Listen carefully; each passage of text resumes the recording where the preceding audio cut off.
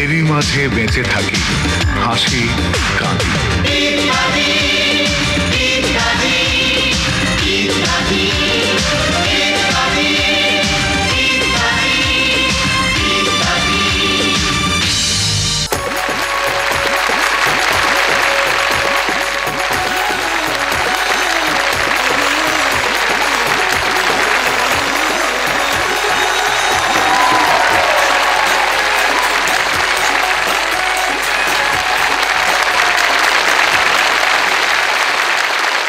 রংপুরের দৃষ্টিনন্দন এবং ঐতিহ্যবাহী প্রাচীন নিদর্শন এই তাজহাট জমিদার বাড়ির সামনে এই উন্মুক্ত স্থানে যারা বসে আছেন এবং এর বাইরে এই মুহূর্তে টিভি সেটের সামনে যে যেখানে যে অবস্থায় এই অনুষ্ঠান দেখছেন সবাইকে জানাচ্ছি সাদর সম্ভাষণ। সবার প্রতি রইল আমাদের মহান স্বাধীনতার মাসের শুভেচ্ছা। দর্শক মণ্ডলী, আমাদের ইতিহাস, ঐতিহ্য, সংস্কৃতি এবং পুরাকীর্তি সমৃদ্ধ স্থানগুলোতে গিয়ে এই অনুষ্ঠান ধারণের নীরব ধারাবাহিকতায় ইত্যাদি এবছর পা রেখেছে 25 বছরে। তবে যত বর্ষপূর্তি কিংবা যুগপূর্তি হোক না কেন, ইত্যাদিকে দেখবেন তার চিরচেনা চেহারায় এবং চরিত্রে। আজ আমরা এসেছি নারী জাগরণ এবং নারী অধিকার আন্দোলনের প্রথম পথিকৃৎ চিরস্মরণীয় বেগম রোকেয়ার রংপুর, অবিভক্ত বাংলার খ্যাতনামা বিদ্যাপীঠ কারমাইকেল কলেজে ধন্য রংপুর, স্বাধীনতা সংগ্রামী নুরুল দিনের রংপুর এবং আমাদের লোকসঙ্গীতের বিশেষ ধারা ভাওয়াইয়ার জন্মভূমি এই রংপুরে। রংপুরের রঙে রঞ্জিত হয়ে আমরা শুরু করছি আমাদের আজকের ইত্যাদি। শুরুতেই রয়েছে এই তাজহাট জমিদার বাড়ি সম্পর্কে প্রয়োজনীয় কিছু তথ্য।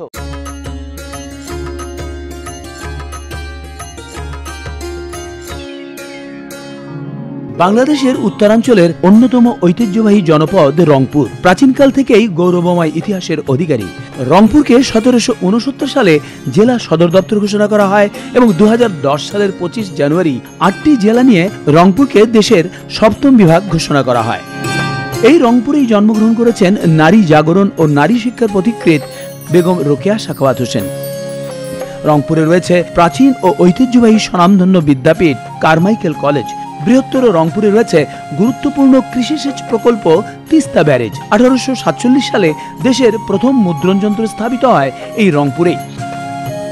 এছাড়াও রংপুরে রয়েছে বেশ কিছু বিখ্যাত জমিদার বাড়ি। তবে নান্দনিকতা ও সৌন্দর্যের দিক থেকে তাজহাট জমিদার বাড়ি হচ্ছে অতুলনীয়। জানা যায় ভারতের পাঞ্জাব প্রদেশ থেকে অষ্টাদশ শতকের মাঝামাঝি সময়ে মান্নালাল রায় নামে একজন স্বর্ণ ব্যবসায়ী রংপুরের মাহিগঞ্জে এসে বসবাস শুরু করেন এবং তিনি এই তাজহাট জমিদার বংশের প্রতিষ্ঠাতা। প্রচলিত আছে তার আকর্ষণীয় তাজ বা রত্নখচিত মুকুটের কারণেই এই এলাকার নামকরণ হয় তাজহাট। ধারণা করা হয় বিংশ শতাব্দীর শুরুর দিকে মহারাজা কুমার গোপাল লাল রায় এই প্রাসাদ নির্মাণ করেন। পূর্বমুখী দ্বিতল এই প্রাসাদটির দৈর্ঘ্য 76.20 মিটার। প্রবেশ পথ থেকে দোতলা পর্যন্ত 15.24 মিটার চওড়া একটি সিঁড়ি রয়েছে, যা সাদা মার্বেল পাথরের তৈরি। ভবনটির 2 তলায় সর্বমোট 22টি কক্ষ রয়েছে। সামনে একটি বাগান এবং দুপাশে বড় 2টি পুকুর রয়েছে। 1994 সাল থেকে 1991 সাল পর্যন্ত প্রাসাদটি বাংলাদেশ সুপ্রিম কোর্টের হাইকোর্ট বেঞ্চ হিসেবে ব্যবহৃত হয়। 1995 সালে প্রত্নতত্ত্ব অধিদপ্তর প্রাসাদটিকে সংরক্ষিত পুরাকীর্তি হিসেবে ঘোষণা করেন এবং প্রাসাদটির অংশবিশেষ 2005 সাল থেকে রংপুর জাদুঘর হিসেবে ব্যবহৃত হয়ে আসছে। নীতি আর দুর্নীতি ইত্যাদি নিয়ে ইত্যাদিতে অনেক সময় অনেক কথাই বলা হয়। নীতিপ্রীতি এবং দুর্নীতিভীতি যখন রীতিমতো কাউকে ইতিবৃত্ত জানতে উৎসাহিত করে তখন কি হয় দেখুন। আপনার ইন্টারভিউ নিয়ে আমরা ভীষণ খুশি। ইচ্ছা করলে আপনি কাল থেকে এখানে জয়েন করতে পারেন। Thank you sir. তবে জয়েন করার আগে আপনাদের কাছে আমার কিছু প্রশ্ন ছিল। আমাদের কাছে প্রশ্ন? বুঝতে পেরেছি, স্যালারি নিয়ে ভাবতে হবে না। না স্যার, আমি স্যালারি নিয়ে ভাবতে আসি না। তবে চাকরিতে জয়েন করার আগে আমার কিছু বিষয় জানার আছে। আমার প্রথম প্রশ্ন হইল, ব্যাংকে আপনাদের প্রতিষ্ঠানের নামে কোনো লোন নেওয়া আছে কিনা? এত বড় প্রতিষ্ঠান, লোন তো থাকবেই। আমার দ্বিতীয় প্রশ্ন হইল এই সমস্ত লোন সময় মতো পরিশোধ করার ইচ্ছা আছে কিনা। তার মানে? দেখেন স্যার, মানে কিছু মনে করবেন না, এখন থেকে তো আমিও আপনাদের প্রতিষ্ঠানেরই একজন, তাই আগে থাকতে সবকিছু জানা থাকলে একটু সুবিধা আর কি। অবশ্যই শোধ করার চেষ্টা করব। ও, চেষ্টা করবেন, তার মানে সিউরিটি নাই। আচ্ছা আচ্ছা আচ্ছা, তা ঋণ খেলাপির তালিকায় কি আপনাদের প্রতিষ্ঠানের নাম আছে? এই থাকলে অসুবিধা কি? কত মানুষই তো ঋণ খেলাপি আছে। ও, তা নিয়মিত ট্যাক্স ভ্যাট এইসব পরিশোধ করেন তো? এখন দেখি আপনি উল্টা আমাদের ইন্টারভিউ নেওয়া শুরু করছেন। জি নিচ্ছি, আমার নিরাপত্তার স্বার্থে। আপনার নিরাপত্তা মানে? দেখেন, আজকাল কিছু কিছু কোম্পানির অনিয়ম আর দুর্নীতির কারণে নিরীহ অনেক কর্মচারীর শাস্তি হয়, এমনকি পুলিশ বা ম্যাজিস্ট্রেট অফিসে আইসা মালিককে না পাইয়া ওই কর্মচারীদের ধরে লইয়ে যায়। সেই জন্য বলছিলাম যে আমার সিকিউরিটি কি এখানে। তা আপনি কি এখন আমাদের এখানে অনিয়ম খুঁজছেন নাকি? জি, খুঁজছি এবং খুঁজা পাইছি। কি? দেখেন, আপনাদের কথাবার্তা ও প্রশ্ন উত্তর বেশ সন্দেহজনক, তাই আমি সিদ্ধান্ত নিয়েছি আপনারা আমাকে বেশি বেতন দিলেও আমি আপনাদের প্রতিষ্ঠানে চাকরি করব না, কারণ আপনাদের পাপের ভাগ আমি নিতে রাজি না। আমি ভাবিয়া করি কাম, করিয়া ভাবি না। ভাবিয়া করিও কাজ, করিয়া ভাবিও না, এই প্রাচীন নীতি বাক্যটির অতি ব্যবহার থাকলেও তা প্রতিপালনের প্রতি প্রতিনিয়ত প্রতিক্রমের প্রতিচিত্রই দেখা যায়। বিশেষ করে আমাদের দেশে প্রতিভা অন্বেষণের প্রতিযোগিতায় প্রতিনিয়ত অতিমাত্রায় দেখা যায় এর প্রয়োগ।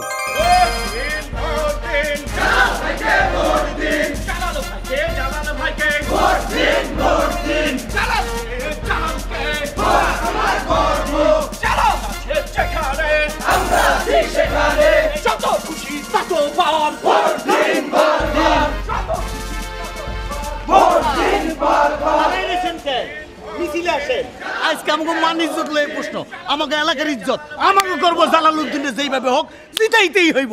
ধরেন ভোট দিন, ভোট দিন, জালালউদ্দিন ভাইকে ভোট দিন। কিন্তু বাবা, ইলেকশন তো এখনো দেরি আছে, তোমরা এত আগে থেকেই ভোট চাওয়া শুরু করছো, আর যার ছবি লিয়ে ভোট চাইতেছো ওরেও তো পোলাপান মনে হইতেছে। ওরে আবার সবাই বাই বাই কইতাছে। আরে ও তো চাচার নাতির বয়সী, আমার কত হইলো, আরে নমিনেশন দিল কেটা? আবার কইতেছো যত খুশি ততবার ভোট দেন, বারবার ভোট তো মানুষে একবারই দেয়। চাচা, এই ভোট সেই ভোট না, এইটা হইলো গানের ভোট, এখানে যত খুশি ততবার ভোট দেওয়া যায়। আমার গ্রামের রইসুদ্দিনের পোলা জালালউদ্দিন গানের একটা রিয়েলিটি শোতে টপ 10 চলে আসছে। এখন যদি SMS এ বেশি ভোট পায় তাইলে 1 নম্বরে চলে আসতে পারে চাচা। নইলে অন্যদের কাছে অত ডিপিট খেয়ে যাবে, আমাদের লাভটা কি হবে? লাভ কারোরই হইব না, হইব মোবাইল কোম্পানির। যত বেশি SMS অত বেশি লাভ। কিছুই করার নাই, এই সিস্টেমটা এমন হয়ে গেছে চাচা। সেইটাই তো ঠিক না। এই যে আমগো দেশে কত বড় বড় শিল্পী আছে, আরে 20-25 বছর ধরে গান গাইতেছে, আরে তারা তো কেউ SMS ভোটে শিল্পী হয় নাই। আরে ওই টাইমে তো মোবাইল ফোনই আসছিল না। আমি মনে করি শিল্পী নির্বাচনটা বিচারকদের হাতেই ছাইড়ে দেওয়া উচিত, নাইলে সারা জীবন ওইসব শিল্পী SMS শিল্পী হিসাবেই পরিচিত হবে। কারণ টাকা থাকলে একজনই তো 10 লক্ষ ভোট দিতে পারে। টাকা থাকলে লাখ লাখ টাকা ভোট দেয় প্রতিভার প্রতি বিচার না অবিচার হয় তা ভাবিয়া নির্ধারণ করা হয়নি। আসলে বচন প্রবচনের সুবচন বিজ্ঞজন থেকে অজ্ঞজন, সভাজন থেকে অভাজন জানলেও মানা হয় না। সেই বচন প্রবচন নিয়েই এবার একটি বাচনিক গান।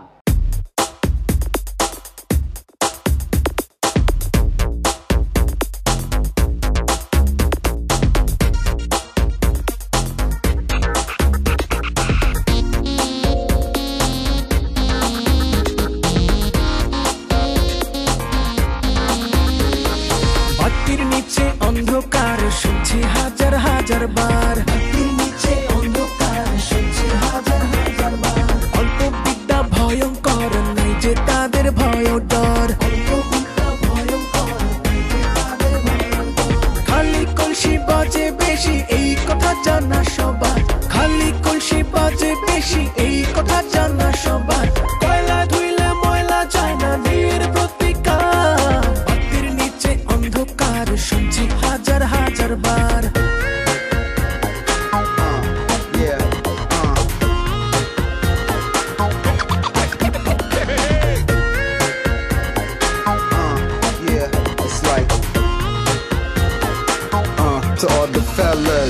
লোকে যারে বড় বলে সেই তো জানি বড় হয়,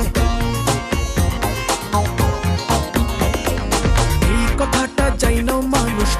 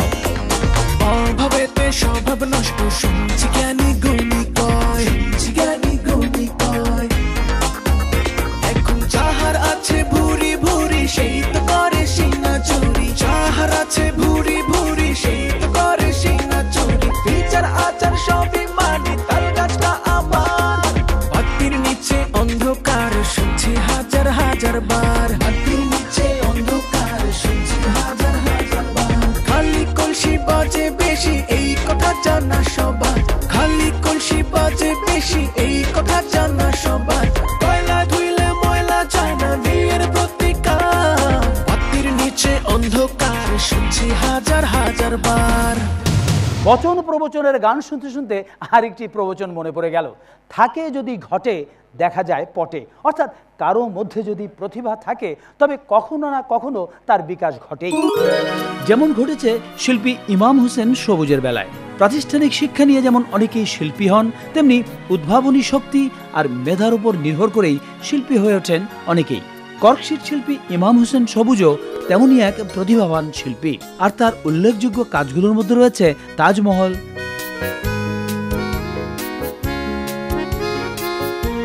জাতীয় সংসদ ভবন, জাতীয় স্মৃতিসৌধ,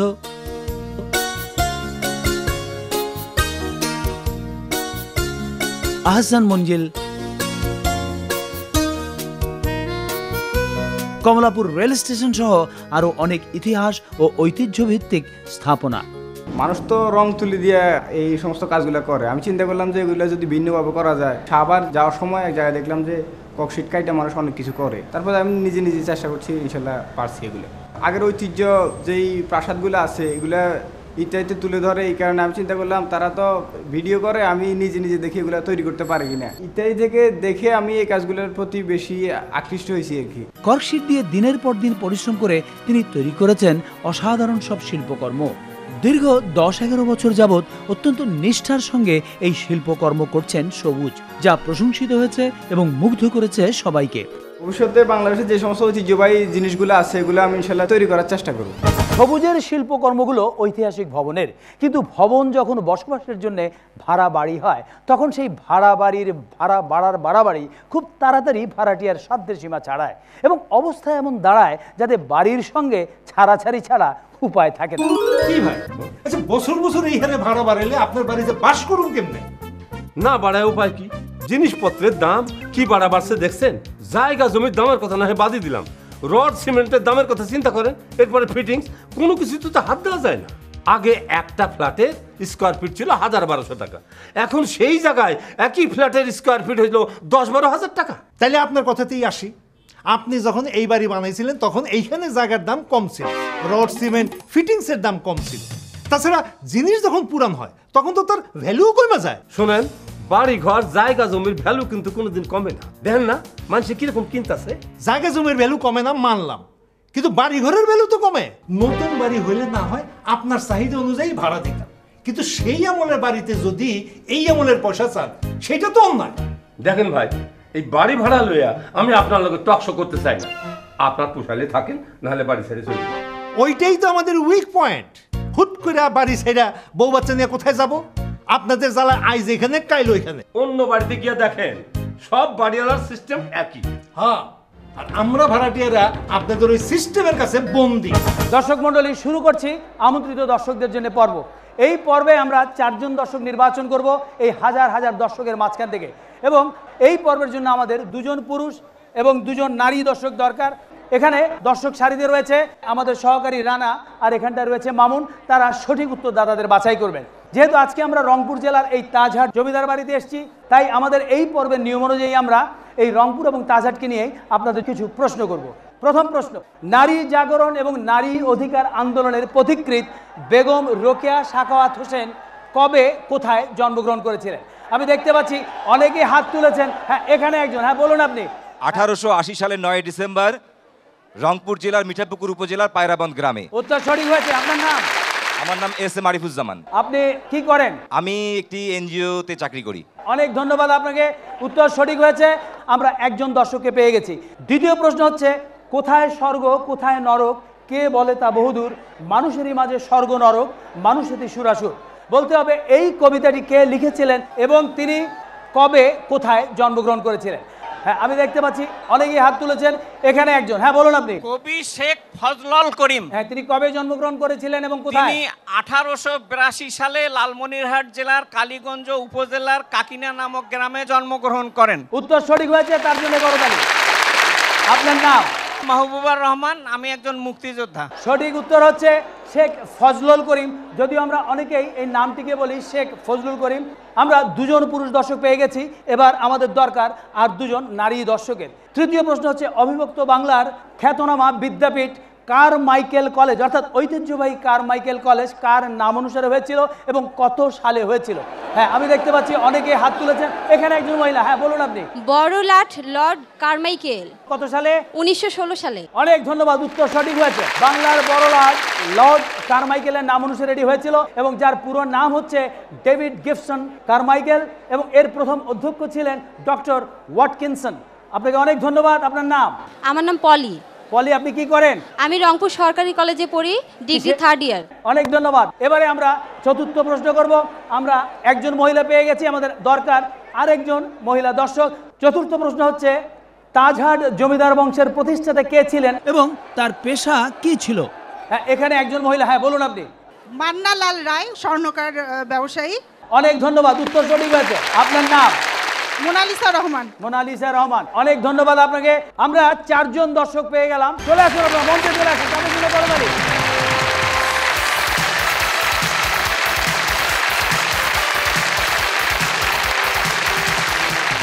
আমরা আমাদের নির্বাচিত চারজন দর্শককে পেয়ে গেছি এবং তাদের নিয়ে আমরা শুরু করব আমাদের দ্বিতীয় পর্ব। এই দ্বিতীয় পর্বে আপনাদের অভিনয় করতে হবে এবং অভিনয় করতে হবে রংপুরের আঞ্চলিক ভাষায়। ইতিমধ্যেই আপনারা সবাই স্ক্রিপ্ট পেয়েছেন। আমাদের এই ছোট্ট নাট্যাংশে চরিত্রানুযায়ী আপনি হচ্ছেন নায়িকা, আপনি হচ্ছেন নায়ক এবং আপনারা দুজন হচ্ছেন দম্পতি। নায়িকার বড় ভাই হচ্ছেন আপনি এবং নায়িকার ভাবি হচ্ছেন আপনি। আমরা আপনাদেরকে 10 মিনিট সময় দিলাম এগুলি পড়ে নেবার জন্য।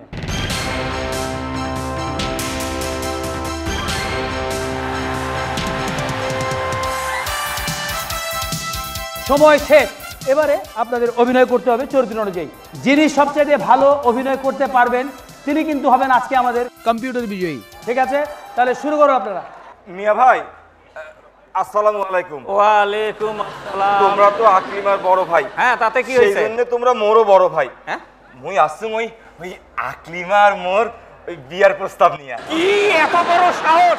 আরে সিনে নাই, জানা নাই? হ্যাঁ, কোন ঢাকার এক বিদেশি চ্যাংড়া আসিয়ে ফসলাত করি কয়া ফেলালো মুই আপনার আকলিমের বিয়ে করি না। ভাইজান মুই কি কও শুনেন কেন? ওমাক তোমরা বারবার বিদেশি বিদেশি কছেন কেন? ওমরা তো ওই আমার রংপুর জেলার মানুষ আর মুই ওমাক ভাল করি চেনো ভাইজান। শুনলু তো কথা, শুনলু? আরে কি আর শুনিম, তোমরাও তো ছিলেন অনেক দিন বিদেশত, তা আমরা কি সংসার করি নাই? করছি তো। শুনেন নাই আমরা যে গান গাইছিল, ও মুই না শোনম, ও মুই না শোনম, না শোনম তোর বই বেশিয়া কহ কাহারে নকসারিয়া গেলু কেনে। আচ্ছা থাকে থাকে থাকে কেন? মুই যখন বিদেশত যাও তুই মোর গালার গামছা খান টানি ধরি কইছলু, যদি বন্ধু যাবারে চাও ঘাড়ের গামছা থুইয়া যাও রে। আর তখন মুই কি করছু জানেন? গামছা কোনা ফুসলত করে খুলিয়ে উয়ার গালার দিয়ে চলে গেছো। মিয়া ভাই, ও মিয়া ভাই, তোমরা তো খালি ঘাড়ের গামছায় থুইয়া গেছেন, আর মুই ওর জন্যে মোর জান প্রাণ সব ওর হাতে তুলি দাও। মুই যে কত ভালোবাসো সেটা মুই মুখত কবার পাইতেছ না। হ ভাইজান, বট বৃক্ষের ছায়া যেমন রে মোর বন্ধুর মায়া তেমন রে। শুনলু কি কইছে? তলে তলে ওষুনের গোটা একই। বুঝছিস? এই চ্যাংড়া শোন, যদি উয়া বিয়ে করবে চাস কালকের মধ্যে তোর বাপ মা বিয়ের প্রস্তাব নি মোর এটে কোনা পঠে দেব, তাহলেই তো আগামী শুক্রবারে বিয়ের ডেট একটা ফাইনাল করে দিই। আইজা কালে মুই যাও ওই হরিয়া তাতিক যা কয় আইছো মোর বিয়ার শাড়ি জান একেবারে ভাল করে বানাই থুইয়া যায়। ঘরের পাশতে মোর হরিয়া তাতি শাড়ি খাবে বাংলাতে।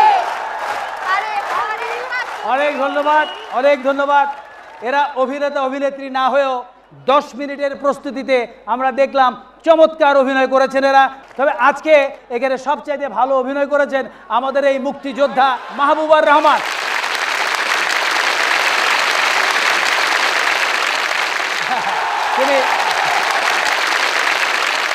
এই মার্চ মাসে আপনাকে আমরা পুরস্কৃত করতে পেরে অনেক আনন্দিত। ধন্যবাদ আপনাকে। আপনাদেরও কারো নিরাশ হবার কিছু নেই, আপনাদের সবার জন্যই পুরস্কার রয়েছে, কারণ আপনারা প্রথম পর্বে সঠিক উত্তর দিয়ে আপনারা এখানে এসেছেন। আপনাদের জন্য রয়েছে আমাদের কাছে মহামূল্যবান পুরস্কার বই, রয়েছে কেয়ার গিফট সামগ্রী এবং রয়েছে পরিবেশ বন্ধু গাছ। আর এই সবগুলি পুরস্কার দেওয়া হচ্ছে কেয়ার কসমেটিক্স লিমিটেডের সৌজন্যে।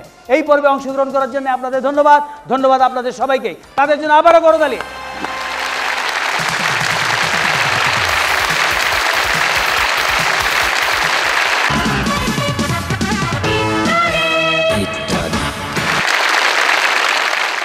আসল নকলের ধকল, জাল ভেজালের জঞ্জাল, এসব নিয়ে বিশ্বাস অবিশ্বাসের নাভিশ্বাসে ক্রেতাদের আশ্বাস দিতে এক পন্থা আবিষ্কার করেছেন এক পণ্য প্রচার মডেল।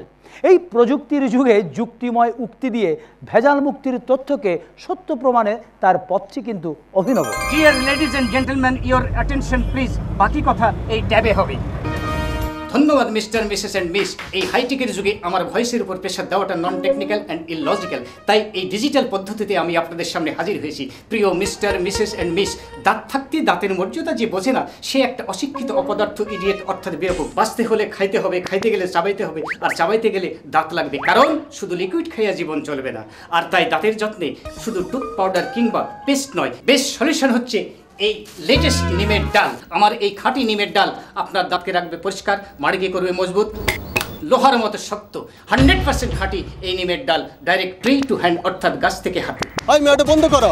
বন্ধ করতেছি, আর একটু শেষ করে মিস্টার, আর একটুখানি আসে পরে শেষ করো। তুমি যে বললে 100% খাঁটি, সেটা কেমনে বুঝুম? নিমের ডাল কইয়া অন্য গাছের ডালও তো দিতে পারো। ডাল দেখে তো বোঝা যায় না কোনটা কোন গাছের। তাছাড়া অনেক গাছের ডালই তো তিতা হয়। তিতা না হলে তো তিতার কেমিক্যাল লাগাইতে পারো। আরে ভাই, আপনাদের এই প্রশ্নের উত্তর আমার কাছে আছে, এই জন্যই তো কইছিলাম ধৈর্য ধরেন। আরে ধৈর্য নাই, এই যে দেখেন। Dear miss, mister and Mrs, এই ভেজালের যুগে ফরমালিন কার্বাইডের অত্যাচারে আমাদের জীবন বাঁচবে কি বাঁচবে না এই চিন্তায় আমরা জর্জরিত। এই অবস্থায় আমার এই ডাল নিয়ে আপনাদের সন্দেহের উদ্রেক হইতে পারে। সেই জন্য আমাদের কোম্পানি কিভাবে কোথা থেকে নিম গাছের এই ডাল সংগ্রহ করে সেটা এই যন্ত্রের পর্দায় দেখতে পাচ্ছেন। এইভাবে নিম গাছ থেকে ডাল কেটে সাইজ করে সরাসরি আপনাদের কাছে নিয়ে আসি। সেই জন্য আমাদের এই ডাল মাজনের নাম ট্রি টু হ্যান্ড, অর্থাৎ গাছ থেকে হাতে। ওই বেটা নামবি, বাসটাকে কিনা ফেলাইছিস তুই? মাম্মা, ব্যবহারটা ঠিক করেন না, এত কিছু বদলে গেল, মগর ব্যবহারটা তো বদলে এলো না। ব্যবহার যে বদলায় না তা কিন্তু নয়, তবে এই ব্যবহার আচার আচরণ বিচরণের নয়, প্রচারণের। এই প্রচারণের মধ্যে যেমন বিভিন্ন বস্তু, উপাদান ও দ্রব্য আছে, তেমনি ইদানিং লভ্য হয়ে উঠেছে নানান নব্য অনুষ্ঠান। প্রয়োজনে বা অপ্রয়োজনে অনুষ্ঠানের আয়োজনে কত কি যে যোজন করা হয় তার একটি নমুনা দেখুন। শুরুতেই আমাদের অফিসে আসার জন্য আপনাদের সবাইকে ধন্যবাদ। আমরা বিভিন্ন কর্পোরেট মিটিং, চ্যানেল ওপেনিং, প্রতিষ্ঠাবার্ষিকী, লাইভ শো, রিয়েলিটি শোর আয়োজন, শোরুম উদ্বোধন সহ বিভিন্ন অনুষ্ঠানের আয়োজন করে থাকি। শোরুম ওপেনিংয়ে কি বাজেটে কি ধরনের অনুষ্ঠান করেন? ফিতা কাটা, এটা তো আজকাল স্টার নির্ভর হয়ে গেছে। বাজেটটা নির্ভর করে ফরেন আর্টিস্ট না লোকাল আর্টিস্ট দিয়ে ফিতা কাটবেন তার উপর। আমি কোনো রিয়েলিটি শোয়ের গ্র্যান্ড ফিনালে, অ্যাওয়ার্ড অনুষ্ঠান, চ্যানেলের ওপেনিং, এই সমস্ত ক্ষেত্রে আপনারা কি করে থাকেন? এই ব্যাপারে আমাদের চাইতে কম বাজেটে কেউ কাজ করে দিতে পারবে না স্যার। কি বলছে? দিন দিন বাজেট বাড়ছে, আপনি বলছেন বাজেট কম? তাহলে শিওর আপনার অনুষ্ঠানে শিল্পী বা আইটেম ভালো থাকবে না। অবশ্যই থাকবে স্যার। অনুষ্ঠান, শিল্পী, অনুষ্ঠানের নাচ গান, এগুলো সবকিছু ফরম্যাট করা আছে। নাচ থাকলে একই শিল্পীরা নাচবে, তারা আবার একই গানে নাচবে, আর নতুন করে কোনো নাচও কম্পোজ করতে হবে না, শুধু পোশাকটা লাগবে। সেটাতেও বিভিন্ন কোম্পানির নামটা যদি পর্দা জুড়ে দিয়ে দেন সেটাও ফ্রি পাবেন। কিন্তু এত বড় একটা অনুষ্ঠানে পুরনো গানের নাচানাচি কিরকম লাগবে? পুরান হলো স্যার, পুরান মনে হবে না। ইদানিং এই যে কাট পেস্ট পদ্ধতিতে পুরান গানও নতুন মনে হয়। আচ্ছা, কাট অ্যান্ড পেস্ট বিষয়টা কি? হ্যাঁ, এটা হলো স্যার পুরনো গানগুলোকে যে যন্ত্রের মাধ্যমে হিপহপে ঢুকিয়ে দিয়ে কাট পেস্ট পদ্ধতিতে একটা নতুন ডাইমেনশন তৈরি করব। তাহলে তো এটা একটা উদ্ভট জিনিস হবে। আর ওসব নিয়ে কেউ চিন্তা করো না স্যার। রমন সাহেব, একটু গানটা শুনুন তো। কেন ভালো লাগে না, কোনো কাজে মন কেন বসে না, আমার কি হতে কি হয়ে গেল, আমি নিজে তো কিছুই বুঝি না।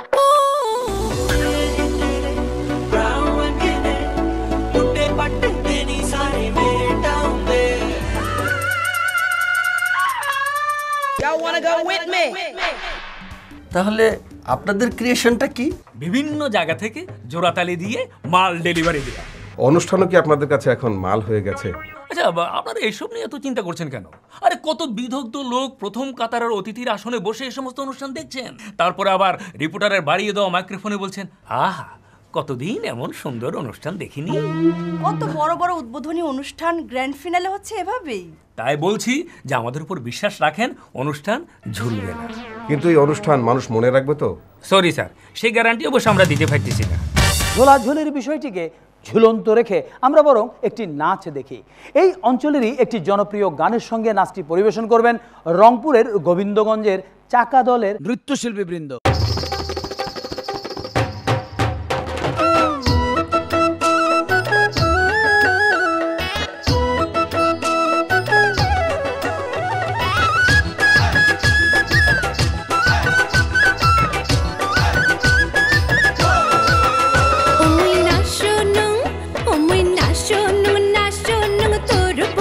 দেশিয়ার কথা রে আমাকে ছাড়িয়া গেলু কেনে ওমই না শোনো তোর বই দেশিয়ার কথা রে আমাকে ছাড়িয়া গেলু কেনে ওরে তোর বাদে বসিয়া থাকুম পন্থের পালে চাহিয়া রে আমাকে ছাড়িয়া গেলু কেনে ওমই না শোনো তোর বই দেশিয়ার কথা রে আমাকে ছাড়িয়া গেলু কেনে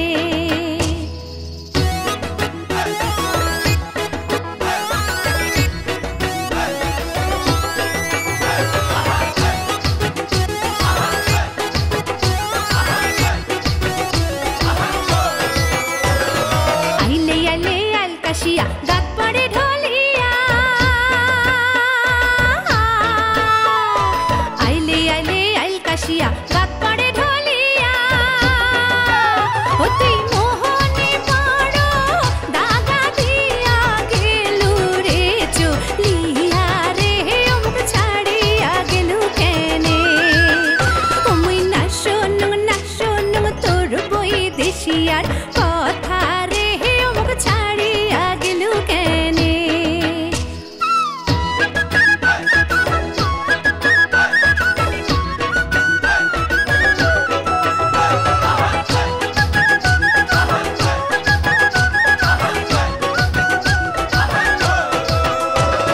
দুপুর রাতে চেতন হয়া উঠুম মই কান্দিয়া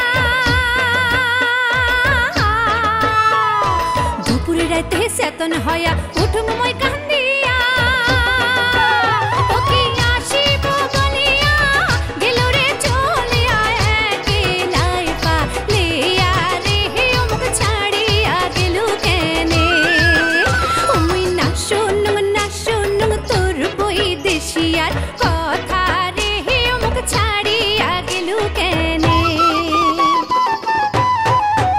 ওমই না শোনো তোর বই দেশিয়ার কথা রে আমাকে ছাড়িয়া গেলু কেনে ওরে তোর বাদে বসিয়া থাকুম পন্থের পালে চাহিয়া রে আমাকে ছাড়িয়া গেলু কেনে ওমই না শোনো তোর বই দেশিয়ার কথা রে আমাকে ছাড়িয়া গেলু কেনে গানের সঙ্গে নাচ দেখলাম, নাচলেন শিল্পীরা। তবে আমাদের ভাগ্নেও কিন্তু নাচে, সেটা নৃত্য নয়। বিভিন্ন সময় চিত্ত তার প্রবৃত্ত হয় উদ্ভট খেয়ালের বৃত্তে।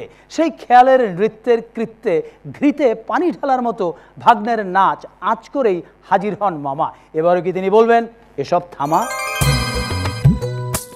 ভাগনা এই ভাগনা কিরে তোরা যে আমি এত করে ডাকতেছি জবাব দিস না কেন? আমার একটা চিন্তার মধ্যে আসছিলাম, শুনি নাই। হ্যাঁ কিছুদিন থেকে দেখতেছি তুই যেন কেমন আনমনা হয়ে গেছস, কি যেন চিন্তা করস, সময় অসময় শুয়ে থাকস, ঘটনা কি?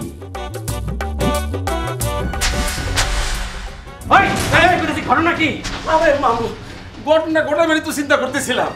শোনো মামু, এইবার যে ব্যবসাটা শুরু করো এটা তোমার লগে আলাপ না করে করো না, কারণ এটার মধ্যে অনেক ইনভেস্ট। একবার শুরু করলে আর বন্ধ করা যাবে না। বন্ধ করা যাইব কি যাইব না সেই ডিসিশন তো নিব আমি। আর কি বলে তুমি, কি একটা সুন্দর চিন্তা করতেছিলাম। কি রাগ করতেছো কেন? আরে চশমা কিনতে একটা ভাব লইছিলাম। আগে কর, নতুন করে কি ঘটনা ঘটাইবার চিন্তা ভাবনা করতেছ? বাবু, আমি গত 15 দিন ধরে গভীর ভাবে চিন্তা করে সিদ্ধান্ত লইছি আমি একটা ছবি বানাবো। হ্যাঁ, ছবি বানাবে তুই? এটা কি খুশি হয়ে হাসলা নাকি টিটকারি করে হাসলা? যেই হাসি হাসো, আমার ছবি হিট হইবই। ছবির লগে দেখা নাই, এখন হিট। আহা মামু, এখন দিন বদলাইছে না, এখন আগে ছবি হিট হয় পরে রিলিজ হয়। এটা তোর আগের দিনের ছবি না যে যত চলবো তত হিট হইব। কিন্তু রিলিজের আগে হিট হয় কেমনে এটা কো। হলো 20-25টা চ্যানেল, এগুলির মধ্যে আমি সমানে পাবলিসিটি দিয়ে যাবো। তারপর পাবলিক রিলেশন কইরা ঘন্টার পর ঘন্টা আমরা সবাই মিলা লাইভ অনুষ্ঠান করব। এরপর internet, Facebook, SMS, media partner এগুলো তো আছেই। এরপরে থাকবো আইটেম গান। খালি তাই না, ছবি রিলিজের সময় নায়ক নায়িকারে লইয়া প্রত্যেকটা হলে হলে যাবো। স্কুল, কলেজ, বিশ্ববিদ্যালয় ক্যাম্পিং করু। হাট বাজার বাদ রাখবি কে? ওইটাও আমার প্ল্যানে আছে। সবাই মিলা পাবলিক হাতে হাতে ধরে রিকোয়েস্ট করু, প্লিজ ভাই ছবিটা দেখেন, না দেখলে বিশ্বাসই করতে পারবেন না যে আমরা কি বানাইছি। দেখার পর অবশ্য বিশ্বাস করব তুই কত খারাপ জিনিস বানাইতে পারস। ধর ধর তোর পাবলিসিটি দেখা আমি নিজের পকেটের পয়সা খরচ কইরা সিনেমা হলে গিয়া তোর এই ছবিটা দেখলাম, কিন্তু ছবিটা আমার পছন্দ হইল না। প্রচন্ড বিরক্ত হয়ে আমি চলে আসলাম। তার মানে তুই বিজ্ঞাপন দিয়ে আমার প্রতারণা করলি, তুই একটা প্রতারক। তোর ছবি তো তাই হবে। মামু, এখনই খারাপ সুর দিও না। খারাপ সুর দি মুখে? শোন, যারা ভালো কাজ করে তাকে বিজ্ঞাপন লাগে না। আগে এত চ্যানেল আর ইন্টারনেটে পাবলিসিটি ছিল না, তবু একটা ছবি মাসের পর মাস চলতো। ছবি দেখা মানুষ বাড়িতে এসে গল্প শোনাইতো। আরে জীবন থেকে নেওয়া ছবিটা দেখলে তো এখনো টিভির সামনে থেকে আমি উঠতে পারি না। মামু, তোমার কথা হইনা তো চিন্তায় পড়ে গেলাম। চিন্তা করা ভালো। শোন, ছবি রিলিজ হওয়ার আগে হিট না কইরা ছবি রিলিজ হওয়ার পরে যাতে হিট হয় সেইভাবে ছবি বানানোর চিন্তা ভাবনা কর। তা না হলে ছবির পর ছবি বানাবি, রেজাল্ট জিরো। সুতরাং এই ব্যবসার চিন্তা বাদ, অন্য চিন্তা। ভাগ্নের চলচ্চিত্র নির্মাণের চিন্তা শেষ হলো, তবে আমরা এবার চলচ্চিত্র নয় কিছু চমৎকার চিত্র দেখব।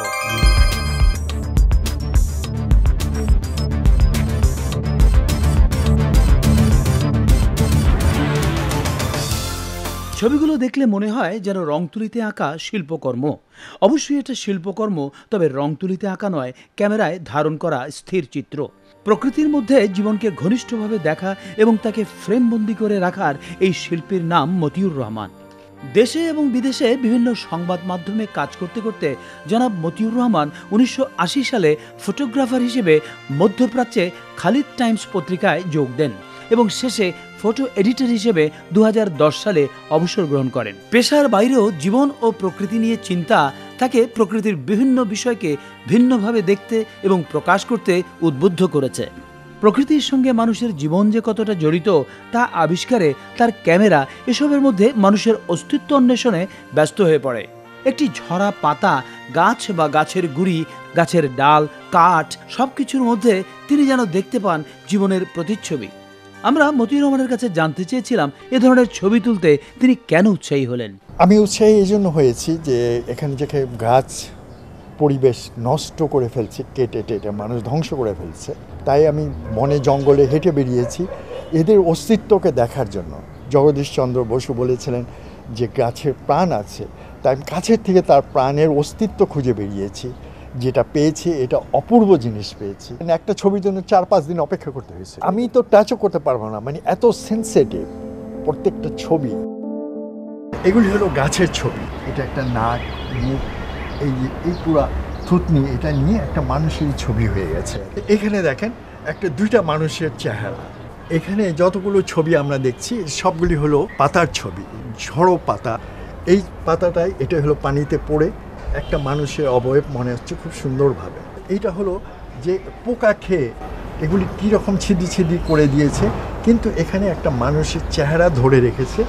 এখানে আসেন একটা মানুষ হেড পড়ে আছে, আসলে এটা কিন্তু পাতার অংশ বিশেষ। এসব বিষয়ের উপর এ পর্যন্ত তিনি 30,000-এরও বেশি ছবি তুলেছেন। জানতে চেয়েছিলাম তার ভবিষ্যৎ পরিকল্পনা কি। স্কুল কলেজে বিভিন্ন জায়গায় একটা প্রদর্শনী করতে চাচ্ছি আমি। আমার এই ছবিগুলো দেখে মানুষ যদি একটু পরিবেশ সচেতন হয় এবং গাছ ধ্বংস না করে লাগাতে যদি উৎসাহী বোধ করেন, তাহলে ভাববো আমার এই পরিশ্রম খুব সার্থক হয়েছে। আমরাও চাই মতিউর রহমানের ইচ্ছে পূর্ণ হোক, মানুষের মধ্যে জাগুক প্রকৃতি প্রেম, বৃক্ষ নিধন নয় বৃক্ষরোপণে উৎসাহিত হোক সবাই। সমরেন্দ্র নারায়ণ ভট্টাচার্য 4 নম্বর কালীশঙ্কর গফুর রোড ময়মনসিংহ থেকে লিখেছেন, এই অগ্নিছোড়া মার্চে আমি একজন মুক্তিযোদ্ধা হিসেবে সকল মুক্তিযোদ্ধাদের পক্ষ থেকে আবেদন করিতেছি যে বর্তমানে যাহারা জীবিত মুক্তিযোদ্ধা আছেন তাহাদের বয়স 60 ঊর্ধ্ব, অল্প সংখ্যক 60-এর প্রারম্ভে। বেশিরভাগ মুক্তিযোদ্ধা জটিল রোগে আক্রান্ত, অর্থের অভাবে সঠিক চিকিৎসা করাতে পারেন না। আপনি জানেন 20-25 বছর পরে হয়তো একজন জীবিত মুক্তিযোদ্ধার কথা শোনার জন্য গ্রামের পর গ্রাম খুঁজতে হবে। সরকারি হাসপাতালসমূহে চিকিৎসা সুবিধা সীমিত। আমাদের দেশে অনেক বড় বড় বেসরকারি হাসপাতাল, ক্লিনিক আছে। আপনাদের কাছে আবেদন, আপনার বহুল প্রচারিত ইত্যাদির মাধ্যমে এই সমস্ত হাসপাতালকে অবহিত করে মুক্তিযোদ্ধাদের জন্য ফ্রি অথবা স্বল্পমূল্যে চিকিৎসার ব্যবস্থা গ্রহণ করবেন। জীবিত অবস্থায় এই সান্ত্বনাটুকু নিয়ে যেন আমরা মরতে পারি, এই সহযোগিতা কামনা করি। আপনার চিঠির মধ্যেই এই চিঠির উত্তর নিহিত রয়েছে। আমরা শুধু বলবো, আমাদের দেশে যতগুলো সরকারি, বেসরকারি কিংবা ব্যক্তি মালিকানাধীন হাসপাতাল বা স্বাস্থ্য সেবার প্রতিষ্ঠান গড়ে উঠেছে তা সম্ভব হয়েছে শুধুমাত্র এই দেশটি স্বাধীন হয়েছে বলেই। এই স্বাধীনতার জন্য যারা জীবন পণ করে যুদ্ধ করেছেন তাদের অবদান আমরা কিছুতেই অস্বীকার করতে পারি না। প্রতিদান নয়, কর্তব্য বোধ থেকেই এই আবেদনে সবাই সাড়া দেবেন এই কামনা করছে। আমাদের কাছে চিঠি লেখার ঠিকানা পরিচালক ইত্যাদি, GPO box number 2674, GPO Dhaka 1000, আর ইমেল করতে পারেন ittadi1@yahoo.com এই ঠিকানায়। মোবাইলের মাধ্যমেও আমাদের সঙ্গে যোগাযোগ করতে পারেন। আপনার মোবাইলের মেসেজ অপশনে গিয়ে আই লিখে তারপর একটি স্পেস দিয়ে আপনার বক্তব্য লিখিয়ে পাঠাতে পারেন 2580 এই নম্বরে, যে কোনো মোবাইল থেকে। ধন্যবাদ।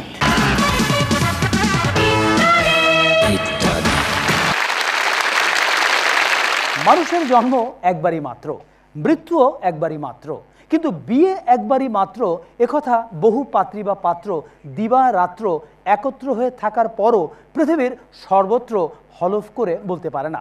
তবুও বিয়ের জন্য পাত্রী যাচাই করে বাছাই করার রেওয়াজ রয়েছে। কোথায় আপা?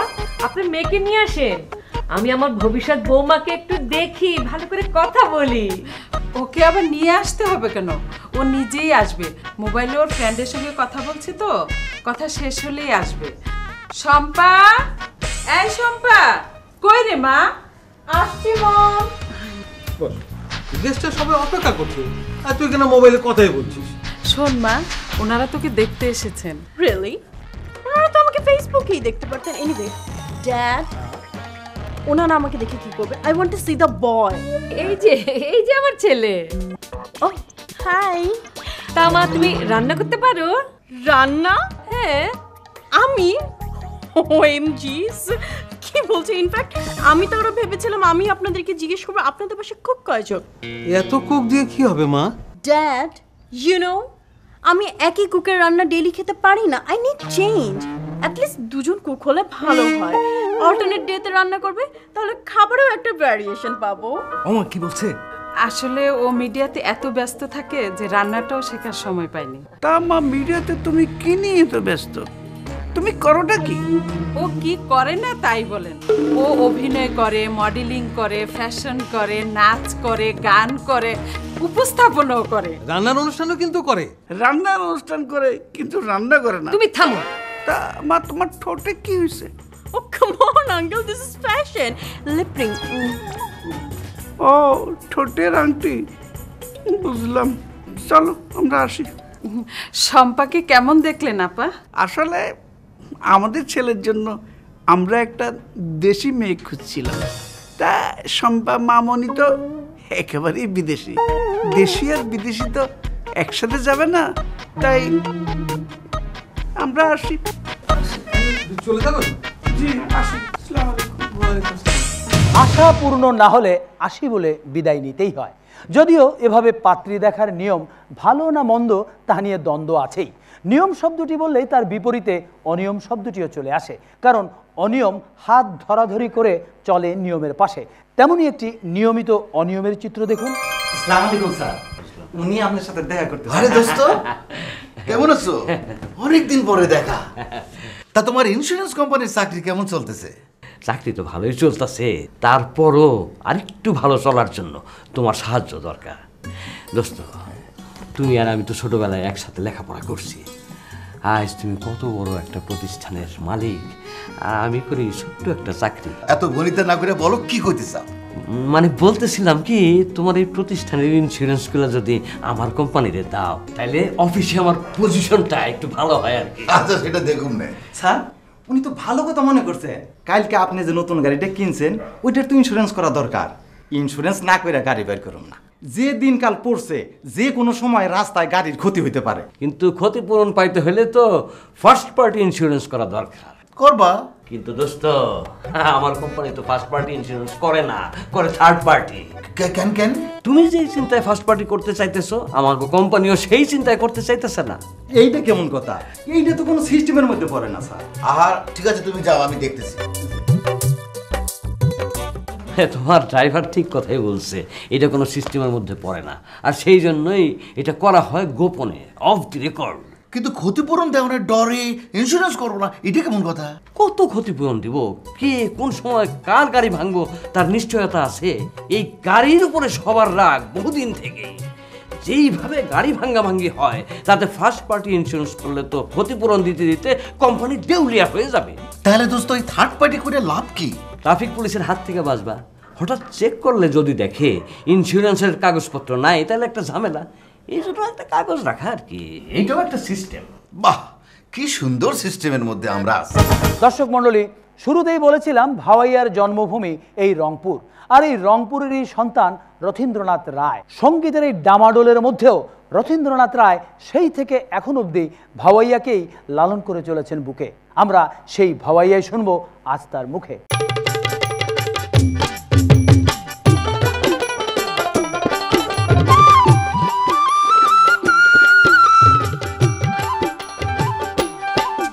আমার রংপুর জেলার ভাওয়াইয়া গান, আরে ভরিয়া আছে তাতে নারীর পরাণ। ভাওয়াইয়া গান হইল ভাইরে মহিষাল বন্ধুর গান। ভাইরে রংপুর জেলার ভাওয়াইয়া গান, আরে ভরিয়া আছে তাতে নারীর পরাণ। ভাওয়াইয়া গান হইল ভাইরে গাড়িয়াল বন্ধুর গান। ভাওয়াইয়া গান হইল ভাইরে মহিষাল বন্ধুর গান।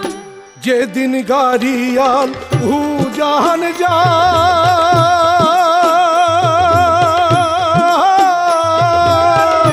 নারীর মন মন ঝুইরা রয় রে।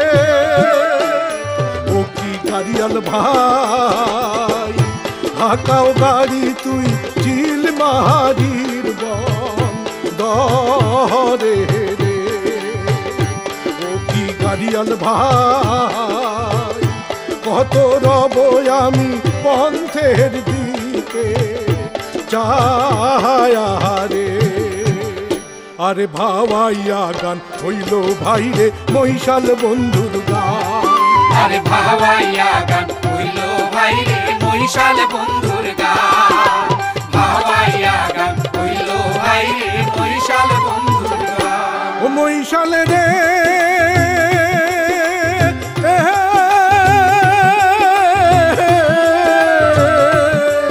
ওরে না যায় নো মহিষাল রে। আরে না যায় নো মহিষাল রে। ও মহিষাল ওই না দেশের ভাটি, তুই মহিষাল মরিয়া গেইলে কাই দিবে তোক মাটি মহিষাল রে। ও বাপুই চেহেঙ্গে রে, শুট করিয়া কৌড়ে বাপুই শুন কথা মোরে।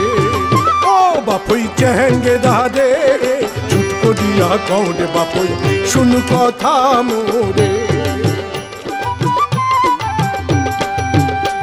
আরে বাড়ি হলি রে বাপই ওমপুর জেলা, ওরে বাবার নাম হইল আলা ভোলা।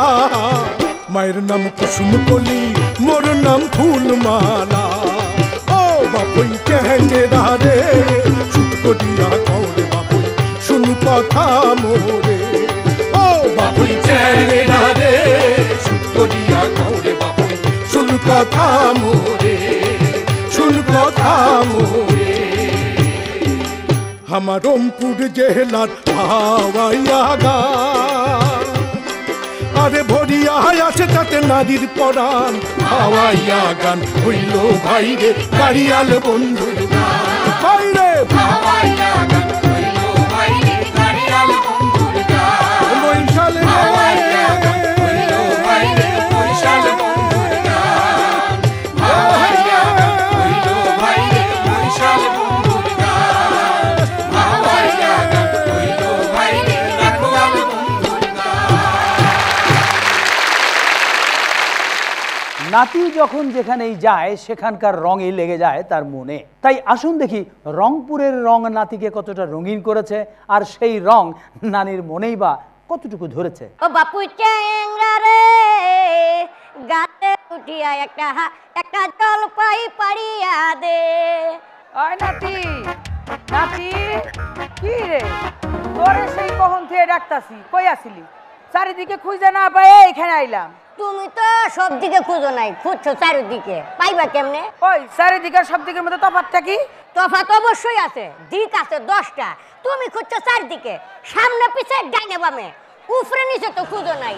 এই 4 দিকের লগে 2 দিক যোগ করে 6 দিকে আমারে খুঁজলে পাওয়া যাইতা, কারণ আমি আসলাম নিচতলায়, মানে অধতে। এখানে খাড়ায় কি করতেছস? আমি ভাত খাইতে খাইতে খাতা খিলাইতাছি। ওই তুই কি আমার লগে ফাজলামি করস? আমি দেখলাম তুই গান গাইতেছিলি। তো জানোই যখন হুদা কেমন বাড়তি কথা কও কেন? আসলে নানি আমি একটা ভাওয়াইয়া গানের সুর ধরছিলাম, এই রংপুরে আইসে খুব ভাওয়াইয়া গানের কথা মনে পড়তাছিল, বুঝছো? আমরা তো এইসব গানের কথা ভুলেই গেছি। ভুলি নাই, আসলে এইসব গান সবাই গাইতে পারে না, গাইতে হইলে কণ্ঠ লাগে। আজকালকার ফেস ফেসাইনে গলা দিয়া ভাওয়াইয়া গান হয় না, ভাওয়াইয়া গানের ওই টানি তো দিতে পারবো না। ওই তুই যে গাইতেছিলি তোর গলা কেমন? আমি তো গাইতেছিলাম আপন মনে, নিজের লাগা। আমি তোর কইতাছি না যে আমি গানের শিল্পী। ওইসে বুঝছি। শোন নাতি, আমার শরীরটা না ভালো না রে, রাইতে ভালো ঘুম হয় নাই, সারা রাত 2 চোখের পাতা এক করতে পারি না। এই তো একটা ভুল কথা কইলা, তুমি তো কতক্ষণ পরে পরে চোখে পলক দাও, তখন তো 2 চোখের পাতা এক হয়ে যায় নাকি? ওই শরীর খারাপের কথা কইয়া কি বিরাট অন্যায় করে ফেলাইছি? অন্যায় না, টেকনিক্যাল সমস্যা। ধরো আমারও যদি কেউ জিগায় কেমন আছেন, আমি কিন্তু লগে লগে উত্তর দিই না, আমি কই 3 দিন পরে কম। কারণ আমার শরীরে সব টেস্ট করাইয়া ওই টেস্টের রিপোর্ট পাইতে পাইতে কমপক্ষে 3 দিন, ওই রিপোর্টটা না পাই আমি কেমনে কমু যে আমি কেমন আছি? হ্যাঁ, এই ভেজালের যুগে কার শরীরে কখন যে কোন রোগের জীবাণু ঢুকে যাইতেছে কেডা জানে? আমার মনে হয় নানি তোমারও টেস্ট করা দরকার। তুই কলম ব্যাপারটারে খুব হালকা ভাবে নিলি। আমার যখন একটা কিছু হয়ে যাব তখন তুই শোকের মাতম করবি। এই কথাটাও ঠিক না, তোমার একটা কিছু হয়ে গেলে আমার কষ্ট লাগবে। সুখে পড়ুম ঠিক আছে, কিন্তু সুখের মাতম কথাটা ঠিক নাই, কারণ মাতম কথাটার অর্থ হইল সুখ। তাহলে সুখের মাতম কথাটার অর্থ হইছে কি দাঁড়াইলো? সুখের সুখ। তো এক কথা 2 বার কয় না, দরকারটা কি? ওই তোর লগে কত কই তো বিরাট মুশকিল হয়ে গেছে গা। তো কথাটা ঠিক মতো কইলেই তো পারো নাকি? তুই থামবি না? আমি যাবো। আচ্ছা থামতাছি। এই রংপুরে আইছি কি আমি তোর লগে ফেসাল পারো না লেগে রে? চল আমার জাহাজ দেবি। আয় কেন জাহাজ পাইবা কই তুমি? আরে ওই যে জাহাজ কোম্পানির মোড়ে জাহাজ আছে না? এই কথাটাও ঠিক না, জাহাজ কোম্পানির মোড়টা আছে, জাহাজ নাই। ঢাকার ভূতের গলিতে যেমন ভূত নাই, গলিটা আছে, এইটাও সেই রকমই জাহাজ কোম্পানির মোড়। শোন, আমার জাহাজ দরকার নাই, এই শহরটারে ভালো করে ঘুরা দেখমু। না দেখলে এত সুন্দর একটা শহরে আইছি, তাহলে সারা জীবন আমার আফসোস থাকবো না? এইটা অবশ্য ঠিকই কইছো। তো চলো একটা গাড়ি নিয়ে শহরটা ঘুরে দেখি। চল। দর্শক মণ্ডলী, এবার আপনাদের একটি গল্প শোনাবো। গল্পটি একটি ছেলে এবং একটি মেয়ের গল্প। ছেলেটির নাম শিপন আহমেদ, মেয়েটির নাম মেরিনা মুস্তারি। ঘটনাস্থল মাগুরা জেলার ভায়ানার মোড় বাস স্ট্যান্ড। বাস স্ট্যান্ডে দাঁড়ানো শিপন হঠাৎ দেখলেন একটি সুন্দরী মেয়ে একটি ছেলের হাত ধরে রিক্সা থেকে নামছে। মেয়েটিকে দেখেই শিপনের প্রচণ্ড ভালো লেগে যায়। অভিভূত হয়ে এগিয়ে যায় সে। দ্বিধা দ্বন্দ্ব ভুলে নিজের পরিচয় দিয়ে শিপন ওদের পরিচয় জানতে চায়। জানতে পারে মেয়েটির নাম মেরিনা, আর সঙ্গের ছেলেটি তারই ভাই। শিপন ফিরে আসে, কিন্তু কিছুতেই ভুলতে পারে না মেরিনার কথা। ভালোবেসে ফেলে সে মেয়েটিকে। সিদ্ধান্ত নেয় এই মেয়েটিই হবে তার জীবনসঙ্গী। একদিন সে প্রাণের টানে ছুটে যায় মেয়েটির বাড়িতে এবং মেয়েটিকে বিয়ে করার ইচ্ছে প্রকাশ করে, এবং সেদিনই সে জানতে পারে মেয়েটি অন্ধ। ফিরে আসার পর সে অনুভব করে মেয়েটির জন্য তার ভালোবাসা আরও বেড়ে গেছে। কিন্তু উভয় পক্ষের অভিভাবক তারই ভবিষ্যতের কথা ভেবে কিছুতেই রাজি হন না এ বিয়েতে। কোনো ইতিবাচক ফল না পেয়ে সে যোগাযোগ করে মেয়েটির সঙ্গে। মেয়েটিও তাকে ভালোবেসে ফেলে। দীর্ঘ 3 বছর অভিভাবক পর্যায়ে কোনো সুফল না পেয়ে শিপন ও মেরিনা 2005 সালের 5 জুলাই কাজী অফিসে গিয়ে বিয়ে করেন। তারপর দীর্ঘ 8 বছর পেরিয়ে গেছে। কেমন আছেন এই দম্পতি, চলুন দেখে আসি। বগুড়ার শেরপুরে এটাই হচ্ছে শিপন আহমেদের কর্মস্থল। আর না বলে দিলে কারোই বোঝার উপায় নেই, মেরিনা মুস্তারি দৃষ্টি প্রতিবন্ধী। বর্তমানে তাদের 2টি সন্তান। সংসারের যাবতীয় কাজ তিনি নিজের হাতেই করেন।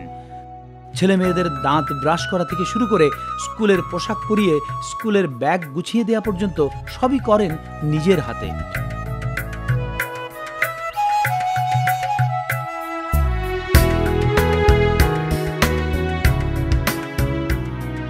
পরিবারের সবার জন্য প্রতিদিন নিজের হাতেই তৈরি করেন নাস্তা। শুধু তাই নয়, কারো সাহায্য ছাড়াই দুপুর এবং রাতের রান্নাও করেন নিজ হাতে।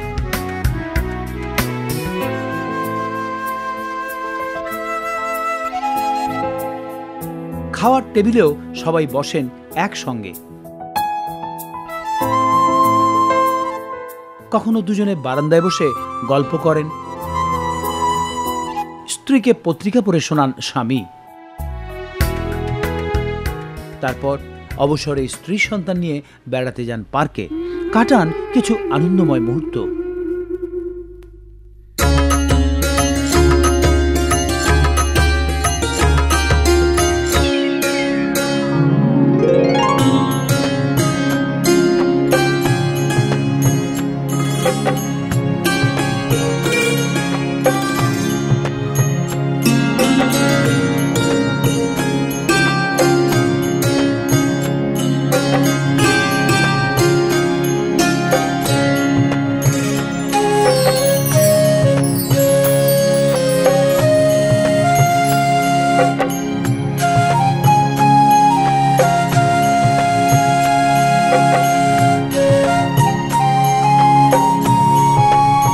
দর্শক মণ্ডলী, আজকে আমরা এই সুখী দম্পতিকে আমন্ত্রণ জানিয়েছি এই মঞ্চে। আসছেন শিপন এবং মেরিনা।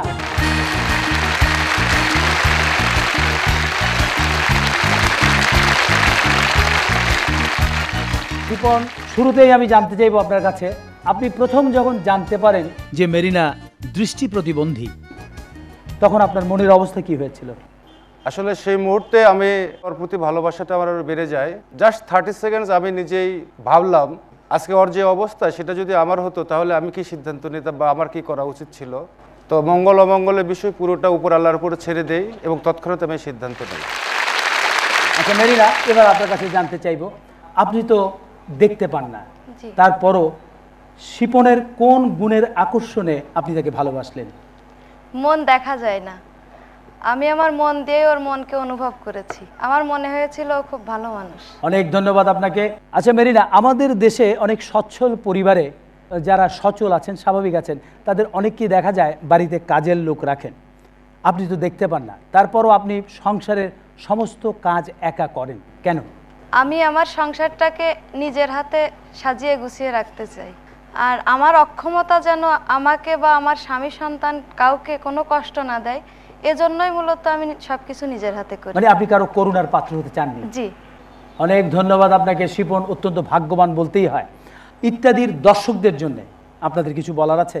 ইত্যাদি সমাজের অসঙ্গতিগুলো যেভাবে তুলে ধরে, বিশেষ করে আমাদেরকে নিয়ে যেভাবে ভাবে, এজন্য ইত্যাদিকে আমি স্যালুট জানাই। অনেক ধন্যবাদ আপনাকে। আমি বলতে চাই বাহিরের রূপটাকে নয়, সবাই যেন অন্তরটাকে বোঝার চেষ্টা করে। মানুষের ভেতরটা হচ্ছে আসল। জি। শিপন, আসলে ভালোবাসায় হচ্ছে দুটি মনের সবচেয়ে বড় বন্ধন। আমি আমার ভালোবাসা দিয়ে স্ত্রীকে জয় করেছি। আমি তাই মনে করি প্রতিটি স্বামীদেরই উচিত তার স্ত্রীকে যথাযথ মর্যাদা দেয়া, ভালোবাসা এবং বিশ্বাস রাখা। অনেক ধন্যবাদ। ইত্যাদি অনুষ্ঠানের পক্ষ থেকে আপনাদেরকে অনেক অনেক অভিনন্দন। আমরা চাই আপনাদের এই দাম্পত্য জীবন আরো অনেককেই অনুপ্রাণিত করবে। ধন্যবাদ আবার।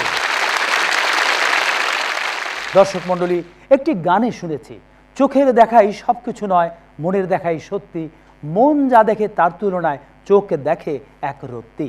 শুধুমাত্র ব্যক্তি প্রেমী নয়, জীবনের প্রতিটি ক্ষেত্রেই কথাটি সত্যি। আমরাও যেন মনটাকে আরও বড় করে, সুন্দর করে, সকল দ্বিধা দ্বন্দ্ব ভুলে, সকল স্বার্থ চিন্তার ঊর্ধ্বে উঠে ভালোবাসা দিয়ে জয় করতে পারি সব কিছু।